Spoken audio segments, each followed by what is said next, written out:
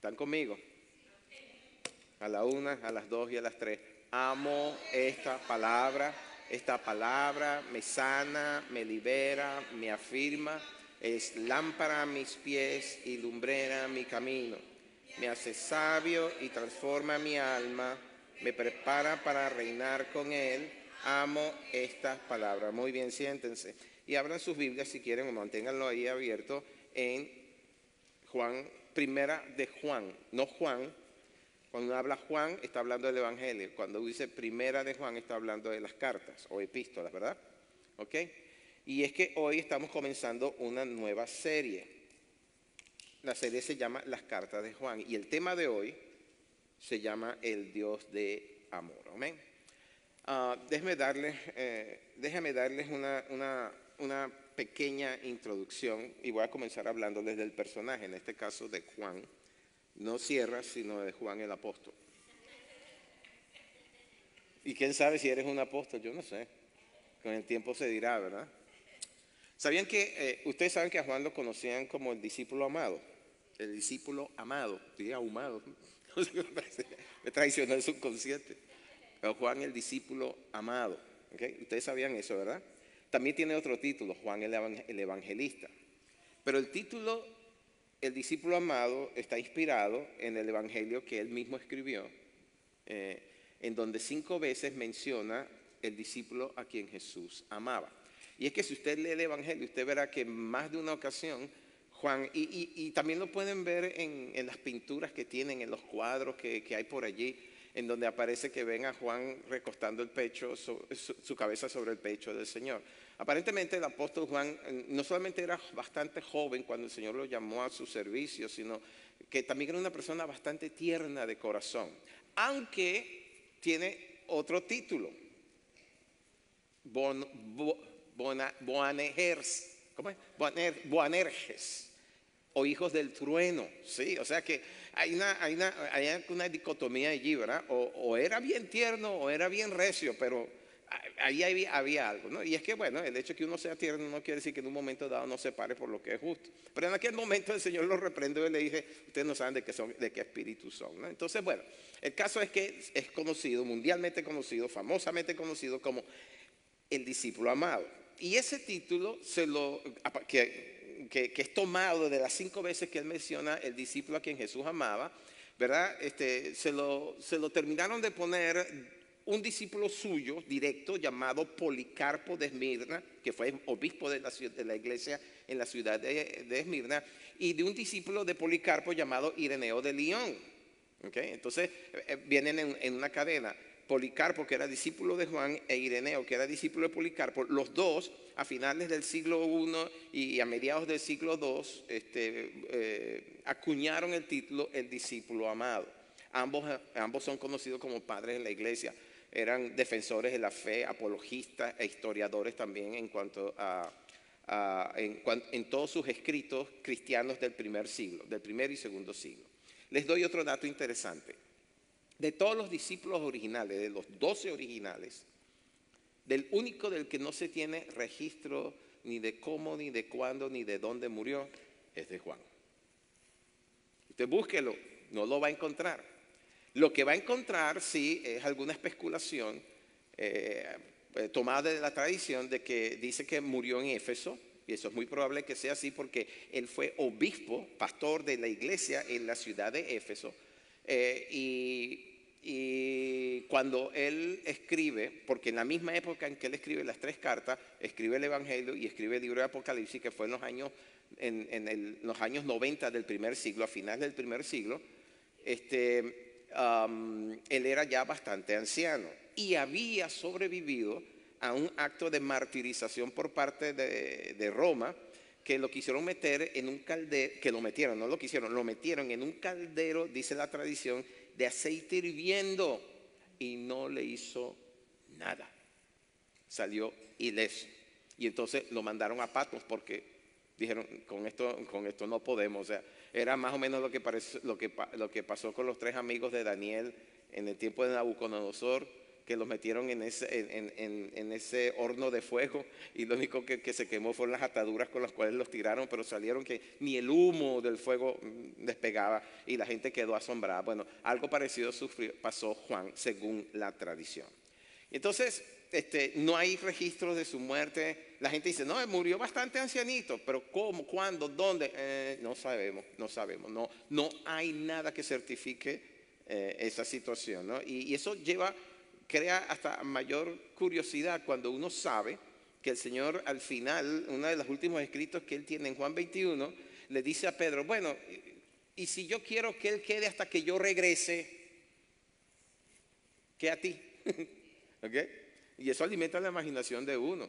Bueno, hoy en día eso lo llaman teorías conspiratorias, pero sí alimenta la imaginación de uno. ¿Será que todavía Juan está entre nosotros vivo por ahí escondido? Uno no lo sabe, eso, ¿verdad? Pero al final eso son palabras mayores, ¿ok? Y entonces, como esta es una serie que va a durar por lo menos 8 domingos, voy a comenzar a darles el contexto de estas 3 cartas. Hace un momento les mencioné que habían sido escritas en el mismo periodo que el Evangelio y el libro del Apocalipsis, la década de los 90 del primer siglo. Las epístolas, estas cartas y el Evangelio era estando en Éfeso, y el Apocalipsis, ustedes saben dónde estaba cuando lo escribió, ¿verdad? En la isla de Patmos, estaba desterrado. Y como les dije, en Éfeso él fue el obispo y pastor de esa iglesia. Por cierto, él tuvo a su cuidado a María, la Madre del Señor, en Éfeso. De hecho, ella muere en Éfeso y está enterrada en Éfeso. Ahora, cuando yo digo Éfeso, imagínense en la nación actual de Turquía, porque ahí es donde estaban las 7 iglesias a las cuales el Señor le dicta a Juan cartas, ¿ok? Las cartas que en la revelación que él recibe. Las 7 iglesias estaban en la nación de Turquía. Y estas 3 cartas las escribe por 2 razones. La primera fue para contrarrestar el enfriamiento de lo que nosotros llamamos el primer amor, y un enfriamiento que se estaba manifestando dentro del pueblo del Señor. Y en segundo lugar, para defender la pureza de la doctrina apostólica, de las herejías que en ese momento se estaban infiltrando en la iglesia de Cristo y que estaban negando la verdadera, tanto la humanidad como la divinidad de Cristo. A estas herejías Juan los llamó el espíritu del anticristo. Y de las herejías más conocidas en el tiempo de Juan está el gnosticismo o docetismo, ¿verdad? Que proponía que la salvación se alcanzaba si uno adquiría un conocimiento oculto que solamente unos cuantos iluminados alcanzaban en esta vida. ¿Okay? Imagínense ustedes. El Señor viene como luz para anunciar la verdad, y entonces vienen estos herejes inspirados por las tinieblas para decir, no, es que necesitas el password para... ¿Okay? Es un conocimiento oculto lo que hay, y solamente cuando te inicias en esas cosas y profundizas en las cosas ocultas es que entonces tú llegas a la salvación. Totalmente falso, herejías. Ahora, no eran la única, había varias herejías como el marcionismo, el montanismo, etcétera, etcétera, etcétera. Algún día las estudiaremos, ¿verdad? Pero lo que veremos, se los adelanto, veremos que esas herejías son los que hoy en día conocemos como nueva era. Tienen casi lo mismo. Como dicen en mi tierra, mismo museo con distinto cachimbo, ¿verdad? ¿Okay? Es exactamente igual. Bueno, ustedes se acordarán de que cuando cuando Juan estaba desterrado en Patmos, se le aparece el Señor Jesucristo allí y le dio ese dictado de las 7 iglesias que les mencioné. Estaban en lo que hoy es la nación de Turquía. Entre esas 7 cartas estaba una dirigida a justamente la iglesia donde él había sido o era pastor, que es la iglesia de Éfeso. Eso es Apocalipsis capítulo 2. Una iglesia que estaba muy bien organizada, muy bien estructurada, que era sólida en cuanto a su doctrina, era sólida en cuanto a las obras que hacía. De hecho, el Señor la alaba porque era una iglesia socialmente activa en la comunidad, ¿okay? Atendían a los pobres, atendían a los huérfanos, hacían todo lo que se supone tiene que hacer una iglesia, pero es reprendida por una sola cosa, ¿verdad? Y eso está en Apocalipsis 2:4, y es que el Señor le dice, te has alejado del primer amor. Es decir, se estaba enfriando la iglesia, y el Señor le dice, acuérdate de dónde saliste, porque si no quitaré tu lámpara de en medio de ti. ¿Ok? Ahí les dice en Apocalipsis 2:4. Eso los leo en la Nueva Traducción Viviente. Dice, pero tengo una queja en tu contra. No me amas, wow, no me amas a mí, ni se aman entre ustedes como al principio. Ajá. Uh-huh. Yo espero que al final de este servicio usted salga abrazando y besando a la persona que menos ama aquí adentro, ¿ok? Pero no me vengan todos encima, por favor. ¿Ah? Uno por uno. No, y hoy no pueden porque estoy contagioso, así que... Bueno, eso era Éfeso, una iglesia bien organizada, sólida en la doctrina, moralmente recta. De hecho, el Señor, una de las alabanzas que le da a la iglesia es el hecho de que no toleran los malos. O sea, moralmente eran rectos, ¿no? Ellos no pecaban, no pecaban, ¿ok? Pero, oye, no toleran a los que cometían cualquier error. Entonces, el Señor le alaba por ello, pero le faltaba una cosa. Se estaban enfriando en su primer amor. Esa era la gran debilidad que tenía la iglesia de Éfeso. Y usted tal vez piense, ¿se puede seguir trabajando arduamente por la iglesia del Señor habiéndose enfriado el primer amor? Pues la respuesta es sí. Y eso se llama religión. Y eso es peligroso. Mire, las cruzadas las inició la religión. La matanza que se inició en el Medio Oriente, lo inició la religión. La Inquisición, que asoló a España y media Europa, la inició fue la religión. Todo en el nombre de Dios, y eso es peligrosísimo. ¿Ok? Hay iglesias hoy en día, bueno, voy a hablar de congregaciones, porque la palabra iglesia significa algo más profundo. Pero hay congregaciones, asambleas, hoy en día, que son muy rectas moralmente hablando, porque están lejos del corazón de Dios. Han caído en religión. Bueno, eso está en Apocalipsis. Pero en lo que respecta entonces a esta primera carta dirigida a los creyentes en general, hay dos textos en el capítulo 4, que son los versos 8 y 16, en donde Juan escribe, Dios es amor. ¿Okay? Una declaración basada no solamente en la revelación del carácter de Dios que él recibe, sino en la vivencia que él tuvo en los 3 años o el tiempo que estuvo andando con el Señor Jesucristo. Así que, y ese es el título de la carta de la enseñanza de hoy, ¿verdad? La carta de Juan, el Dios de amor. Así que vamos al texto base. Primera de Juan, lo vamos a leer primero en la Biblia textual. Discúlpenme un segundito. Y entiendan que normalmente tomo agua, pero hoy tomo más agua todavía porque la garganta se me seca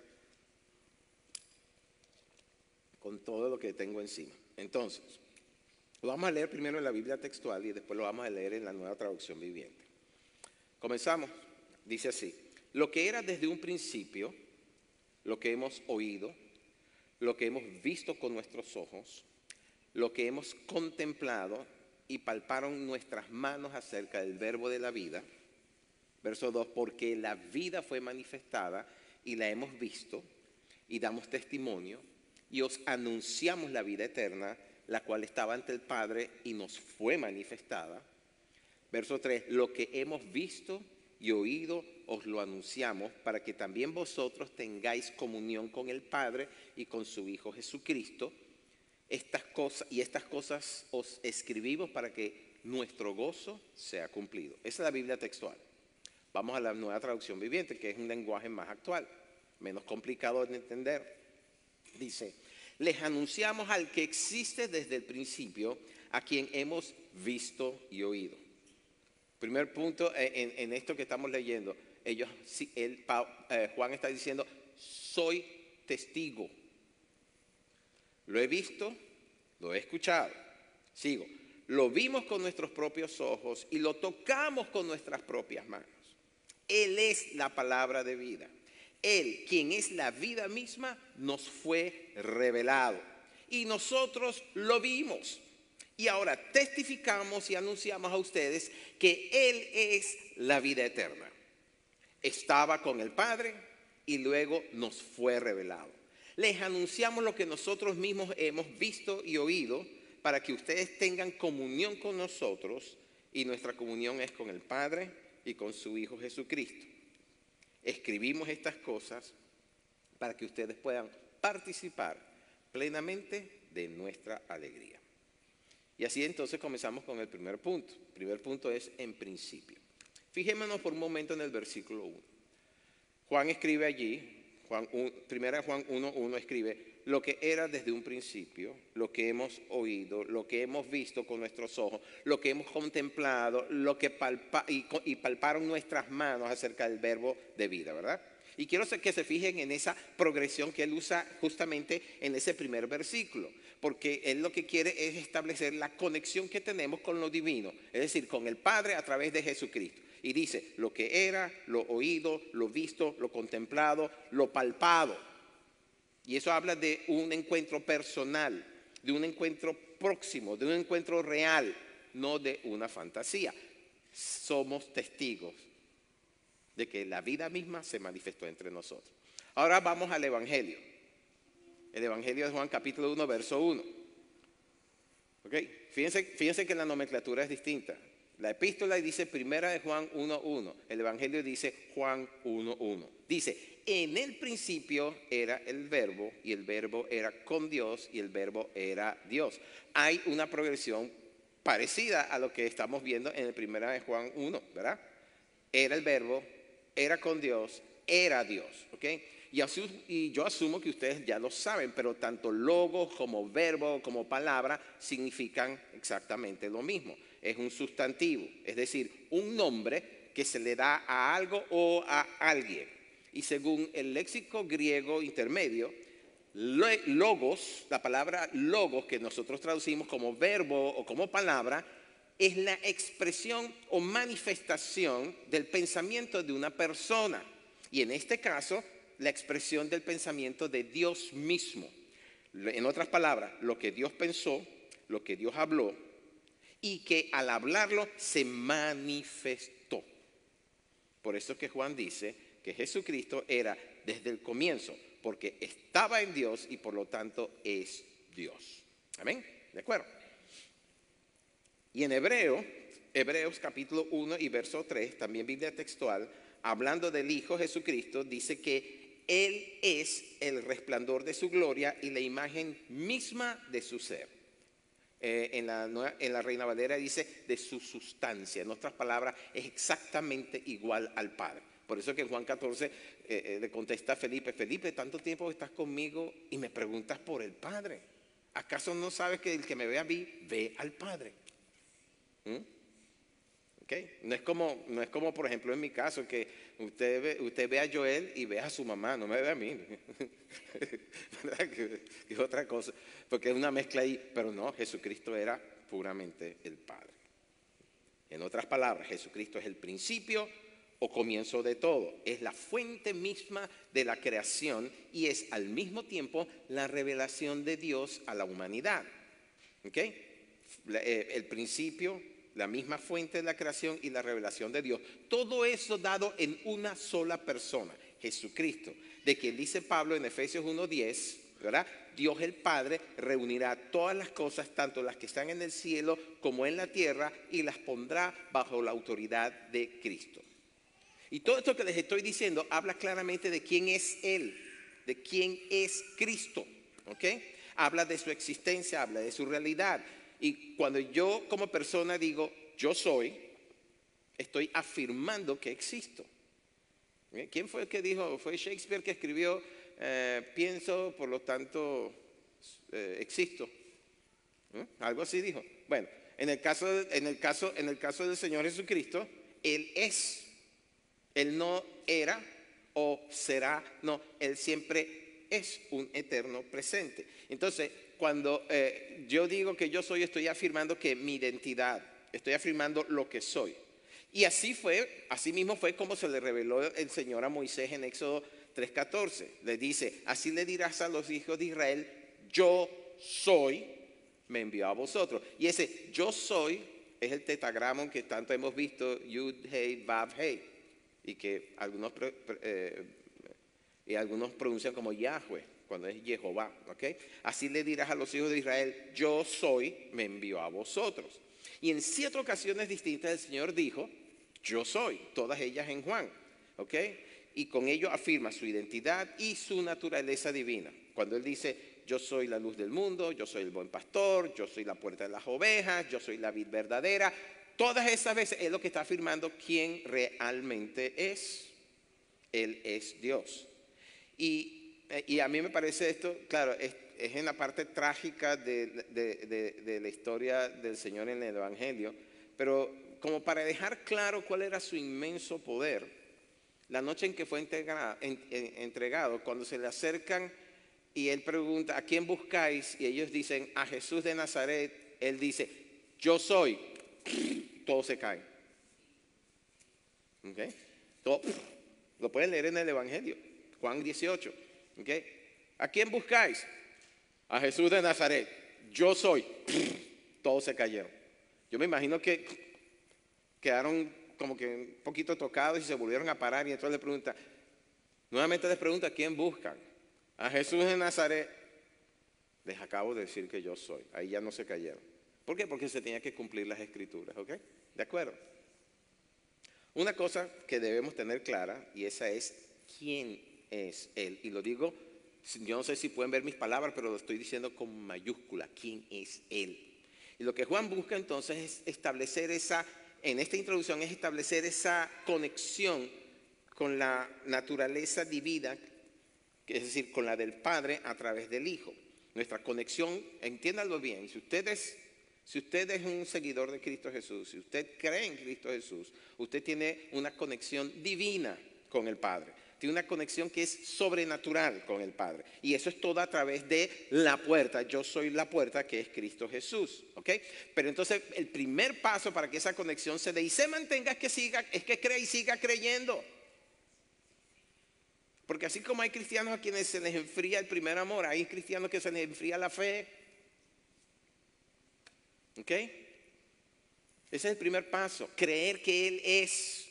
El hermano Gadiel lo mencionó hace 2 domingos en Hebreo 11:6. El que se acerca a Dios es necesario que crea que le hay y que es galardonador de aquellos que le buscan. ¿Ok?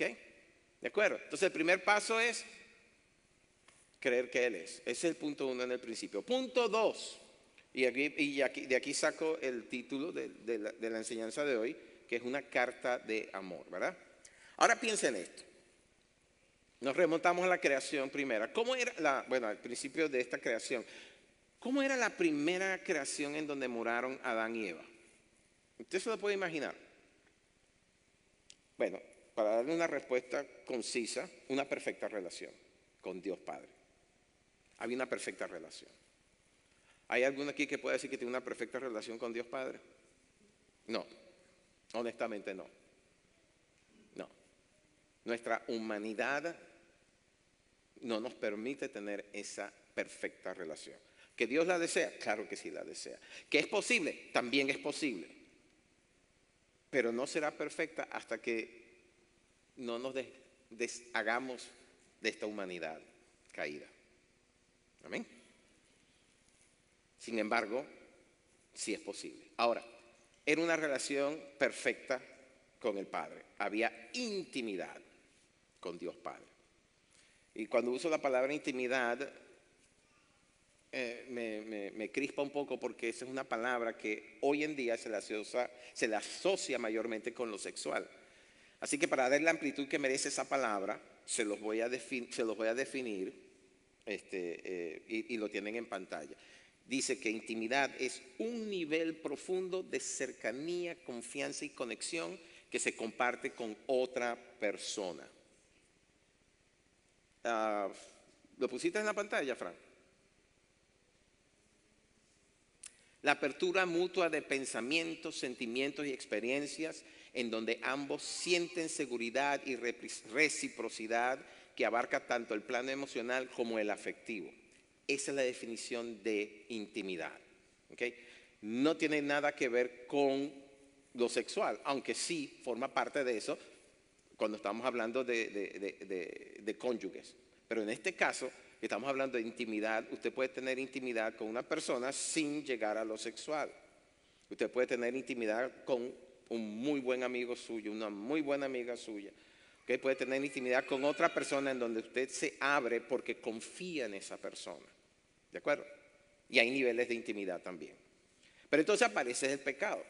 ¿Okay? La relación que tenían Adán y Eva con el Padre era de una perfecta comunión, una relación de pureza y transparencia, pero entonces aparece el pecado en medio de esa realidad en la cual ellos vivían y echó a perder la relación, y no solamente para ellos dos, lo echó a perder para nosotros también. ¿Okay? Los que somos sus descendientes. ¿Por qué? Bueno, porque la naturaleza del pecado en su esencia es codiciosa, es egoísta y es destructiva.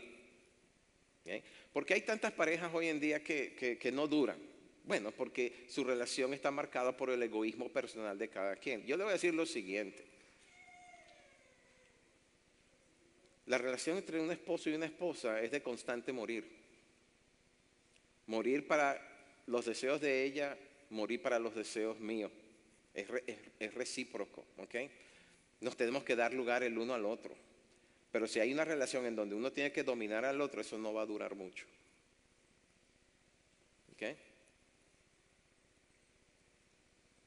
Eso es lo que, entonces, ese egoísmo fue lo que manifestó Satanás en un comienzo cuando quiso hacerse igual al Altísimo. Codició el ser como Dios. Y eso a pesar de que Dios le había dado todo. Él era el querubín protector que se movía en medio de las piedras de fuego. Era el ser más hermoso que había en la creación. Pero su egoísmo, su ambición personal, lo llevó a pecar y se pervirtió todo eso. ¿Ok? Y esa misma codicia fue lo que le imprimió a Eva en el jardín cuando le dijo que comer del fruto los haría iguales a Dios. Y la verdad detrás de todo eso es, ya lo eran. Habían sido hechos a su imagen y semejanza. Y el Espíritu de Dios estaba en ellos. Y la gloria de Dios era lo que los cubría. Por eso que nunca se dieron cuenta que estaban desnudos. Porque la gloria de Dios era un vestido sobre ellos. Pero al ellos equivocarse en su decisión, se desvanece la gloria de Dios y es cuando se dan cuenta que estaban desnudos. Dicen, ¿qué es esto? Y se cosen hojas en el jardín. Y ahí es donde Dios le dice, ¿quién te dijo que estabas desnudo? ¿Acaso comiste del árbol que te dije que no comieras? ¿Ah? Es que el diablo es tremendo. Bueno, es el padre de las mentiras, así lo llamó el Señor Jesús. Y por supuesto que la codicia que lo cegó a él, ciega a la gente. Si usted es una persona codiciosa, arrepiéntase de ello, porque la codicia ciega. ¿Okay? Vean la palabra que usa Génesis 3:6 al referirse al fruto del árbol, ¿verdad? Eva lo vio y lo consideró árbol codiciable para alcanzar la sabiduría. Y comerlo fue lo más tonto que hizo la humanidad representada en Eva. Tontería que se sigue cometiendo hasta hoy. Así que el centro mismo de la naturaleza pecaminosa es la codicia, es el egoísmo, es la envidia. El egoísmo se centra en recibir, no en dar. ¿Ok? El Señor Jesucristo vino fue para dar, no para recibir. Vino para servir, no para ser servido. ¿Ok? El egoísmo se aferra a lo que tiene y es fiel compañera de la codicia que se centra en poseer lo de otro. Y es por eso que el 10º mandamiento dice explícitamente que no debemos codiciar ni la casa, ni la mujer, ni los bienes que posee otro. ¿Okay? Ahora, la naturaleza del amor es totalmente distinta. La naturaleza del amor, ¿cuál es? Dar. El amor vive para dar. Y eso fue lo que hizo Dios el Padre. Nos mostró la persona de su Hijo Jesucristo. Nos dio a su Hijo. Eso fue su ágape, su amor, que es la palabra griega que se traduce como amor. Pero no cualquier amor, porque ese es el amor de Dios, exclusivamente el amor de Dios. Amén. Dice Juan 3:16, porque de tal manera amó Dios al mundo que ha dado a su Hijo unigénito para que todo aquel que en él cree no se pierda, mas tenga vida eterna. El Padre nos dio todo lo que necesitábamos y nos dio más de lo que necesitábamos. Nos dio todo lo mejor que tenía en su amor a nosotros en la persona de Jesucristo. Yo lo he dicho antes, y es que lo he dicho antes, lo repito muchas veces, y es que cuando yo recibí esa revelación, yo me sentí tan chiquito delante de Dios. Y decía, Señor, ¿qué te puedo yo dar a ti cuando tú me diste lo mejor que tú tenías? Piénselo, ¿qué le puede usted dar a Dios cuando Él ya nos dio lo mejor que había? Nos dio a Jesucristo como pago de nuestra maldad y nuestro pecado. Eso a uno lo deja a uno con la boca abierta y dice, Señor, ¿quién puede superarte? Y le soy honesto, yo muchas veces le digo, Señor, ¿cómo quisiera amarte como tú me amas a mí?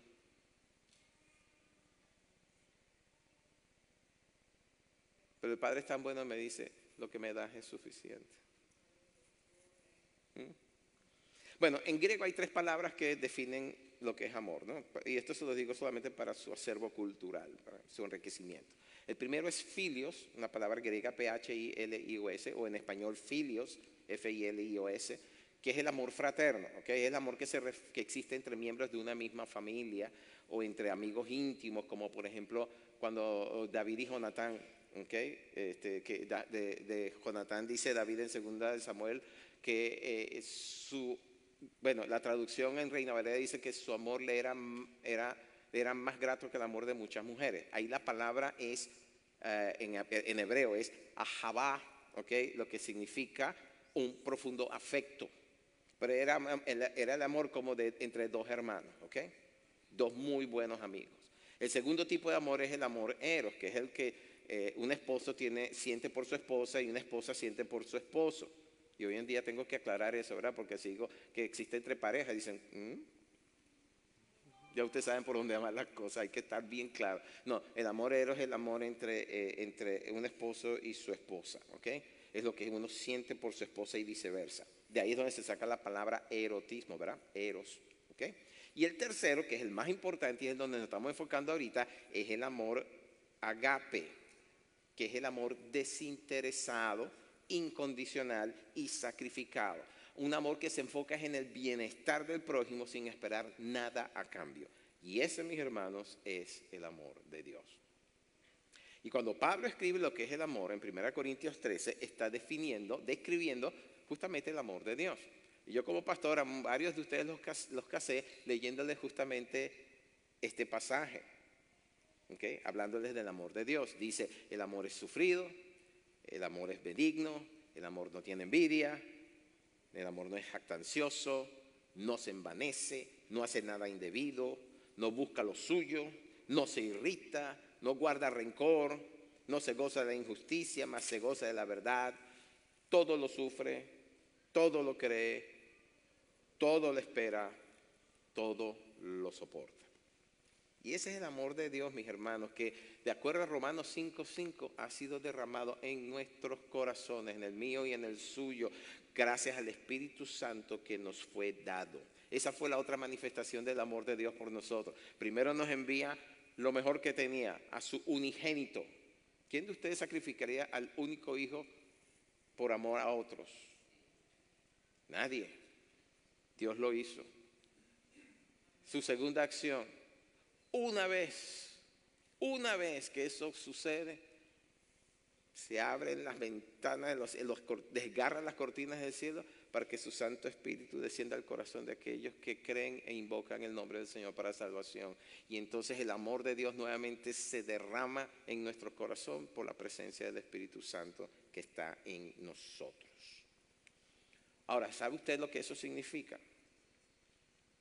Eso significa que si usted ha creído en Jesucristo, que si realmente usted es un hijo de Dios, usted tiene la capacidad ahora de amar como Dios nos ama. Y al decirles esto les he metido en un problema.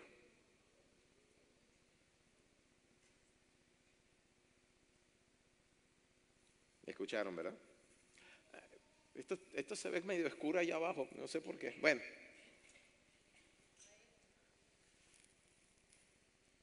Dios no nos da nada que no nos capacite, que no nos habilite, que no nos potencie.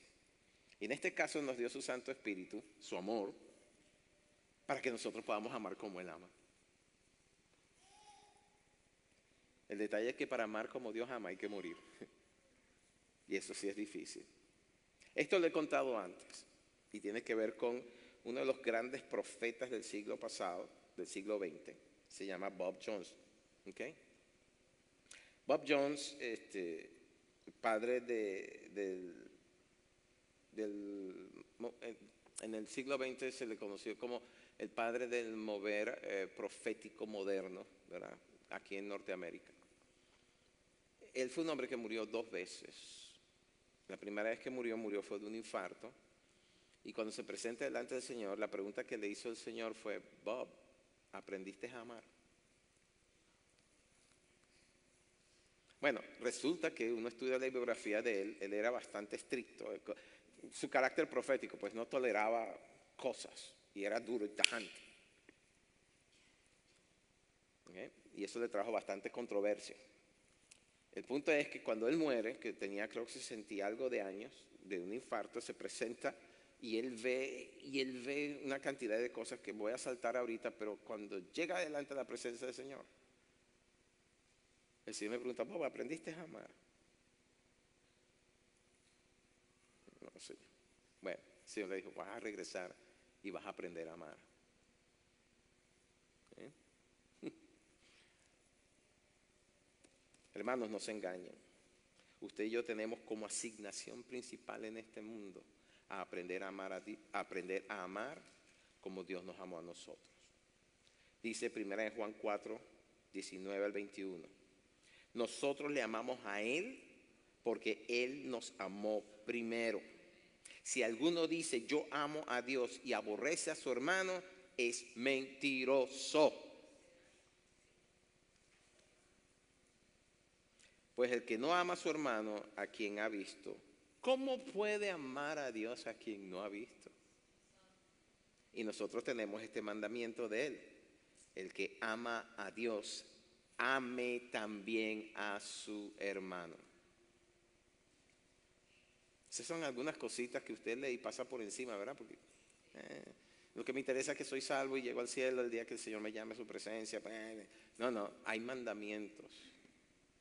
Son sumamente espirituales y fueron dadas para ventaja nuestra. Mire, el que no sabe amar vive en una amargura constante. ¿Okay? Cuando dice ame a su hermano, ese verbo en griego es un derivado de agape, es agapao, y significa tener un gran afecto, cuidado y lealtad hacia alguien. Y en Juan 21:15 se nos narra el intercambio que tuvo el Señor con Pedro después de haber sido resucitado. Ahora, ustedes conocen bien la Escritura. Pedro niega 3 veces al Señor antes de que cante el gallo, ¿verdad? Y una vez que el Señor resucita, Pablo tiene una mezcla de sentimientos y emociones porque está contentísimo de ver que el Señor está resucitado, pero le da vergüenza acercarse al Señor porque lo traicionó 3 veces. Y el Señor sabe estas cosas y el Señor es hermoso, mi Señor. Bueno, Juan 21 dice que en un momento dado el Señor le habla a Pedro y le pregunta: Pedro, ¿me amas más que a estos? Perdón.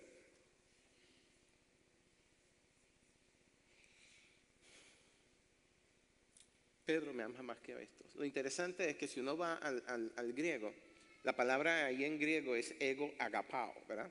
Y agapao, como hemos visto, es un derivado de agape, el amor incondicional de Dios. Pero en este caso, el sentido de la pregunta ya no es me agape, o sea, me amas incondicionalmente, sino que, Pedro, ¿me tienes afecto? Las 2 primeras veces le preguntó eso: ¿me amas incondicionalmente? La tercera vez le preguntó: ¿me tienes afecto, Pedro? ¿Me eres leal? La palabra dice que Pedro se entristece. ¿Por qué? Bueno, porque en las 2 primeras le pregunta ego agapao, Pedro, pero la tercera vez ya no era ego agapao, sino ego fileo.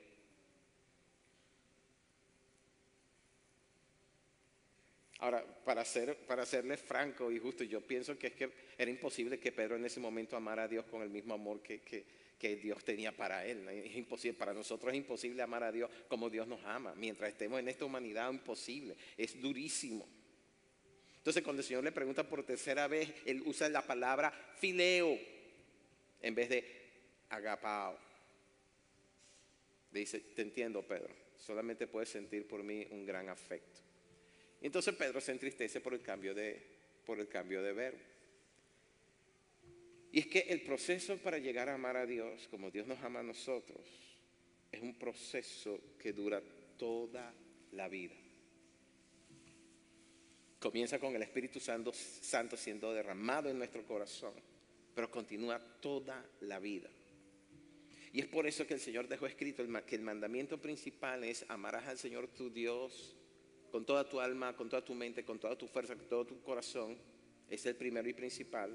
Y el segundo es semejante: amarás a tu prójimo como a ti mismo. En ambos casos, ¿verdad?, el verbo es agapao, no fileo. El mandato es amar con amor ágape, no con amor fileo. ¿Ok? Bueno, al final Pedro aprendió a amar y a amar hasta el punto de dar su vida por amor a su Dios. Y ustedes saben cómo murió Pedro, crucificado boca abajo. Así que tenemos una asignación, mis hermanos, y es aprender a amar. Que 2025 aprendamos a amar. Y escúcheme bien, no solamente a perdonar. Fácil es decir, no, sí, yo lo perdoné, pero nunca más supe de él. Distinto es, sí, lo perdoné porque lo amo. Y podemos hacerlo porque la naturaleza de Dios ahora habita en nosotros. En conclusión, ¿te cuesta amar? Bueno, ahora que sabes que el amor de Dios habita en ti, se te debe hacer más fácil amar como eres amado por tu Creador y tu Dios. Nos ponemos de pie.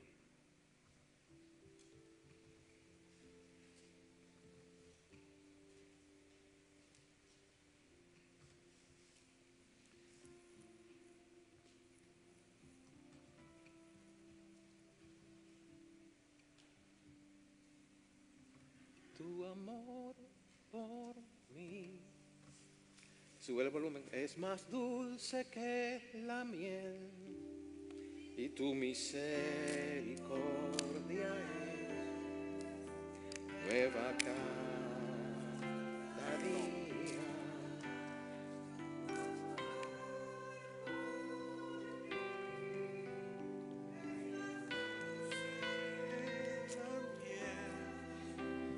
Y tu misericordia es nueva cada día.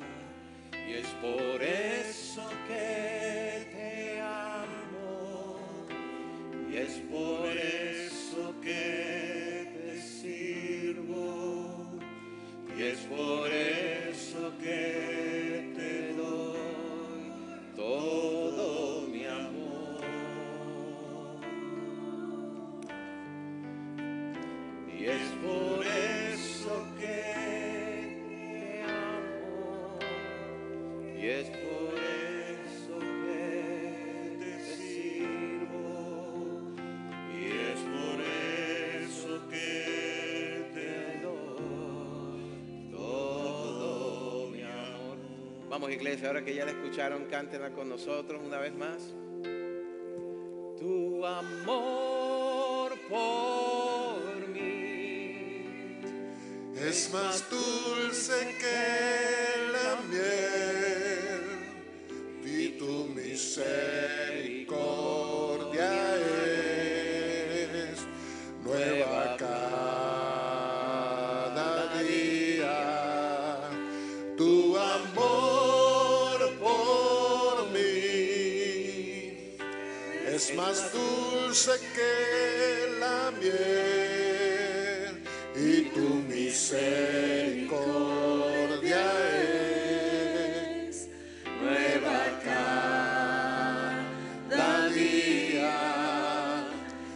es por eso que te alabo, y es por eso que te sirvo, y es por eso que te doy todo mi amor.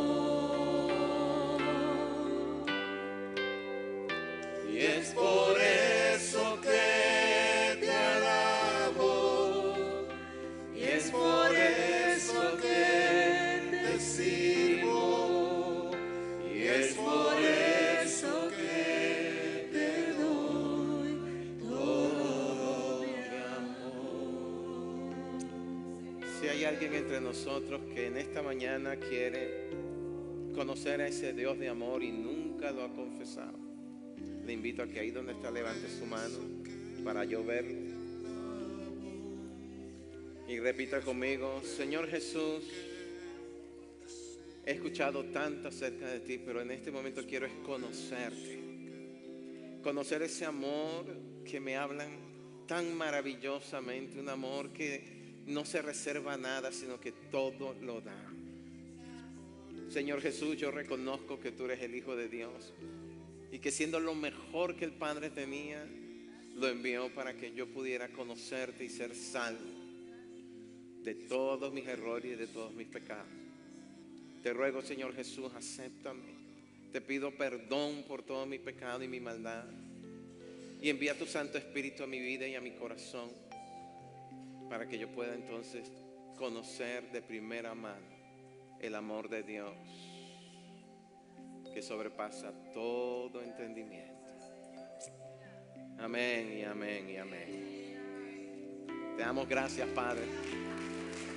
Gracias por tamaño amor que nos das. Aleluya. Aleluya. Aleluya. Antes de despedirnos, dos cositas. Veo algunas personas que entraron después. Quiero darles la bienvenida. No los conozco. Por favor, espero que hagan de de su casa, que no sea una visita extemporánea tan solo, sino que puedan estar con nosotros y nosotros pues ayudarlo y servirlo en lo que podamos. Amén. Lo otro, mis queridos hermanos, es que ya mañana comienza la temporada de basquetbol aquí adentro y entonces, varones, necesitamos que nos ayuden a empezar a empacar las sillas aquí arriba para que no nos las dañen. Ya ustedes saben cómo es las cosas, ¿verdad? Bueno, muchas gracias, Dios los bendiga. Nos vemos el miércoles en Arpas y Copas y nuevamente el domingo en este lugar. Amén. Son bendecidos. Que el amor de Dios los cubra, los guarde, los sustente, los prospere en todo.